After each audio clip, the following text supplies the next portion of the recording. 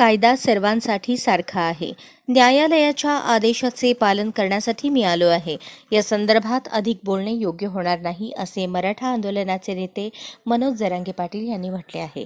मराठा आरक्षणाचे नेते मनोज पाटील यांना दंड करण्यात आला आहे. फसवणुकीच्या एका प्रकरणात पुणे शिवाजीनगर न्यायालयाने मनोज जरांगे पाटील यांना दंड ठोठावला आहे. तसेच त्यांना एक जामीनदार देण्याचेही न्यायालयाने सांगितले आहे. त्यानंतर मनोज जरांगे पाटील यांच्या विरोधात न्यायालयाने काढलेले वॉरंट रद्द केले आहे. 2012-13 प्रकरणात जरांगे पाटील यांना वॉरंट बजावले होते, त्यामुळे मनोज जरांगे पाटील यांना दिलासा मिळाला आहे.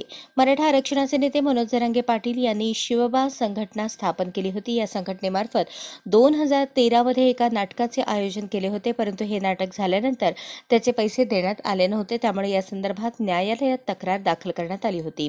न्यायालयाच्या आदेशानुसार या प्रकरणात कोथरूड पोलीस ठाण्यात गुन्हा दाखल करण्यात आला होता. कलम 156(3) मध्ये हा गुन्हा नोंदवण्यात आला. या गुन्ह्यात मनोज जरांगे पाटील यांनी यापूर्वीच जामीन मंजूर झाला होता. या प्रकरणात पुणे न्यायालयाने मनोज जरांगे पाटील यांना आज हजर राहण्यासाठी वॉरंट बजावले होते. पुण्यात आलेल्या मनोज जरांगे पाटील यांच्याशी माध्यमांनी संवाद साधला. त्यावेळी बोलताना ते म्हणाले, कायदा हा सर्वांसाठी सारखा आहे. न्यायालयाच्या आदेशाचे पालन करण्यासाठी मी आलो आहे.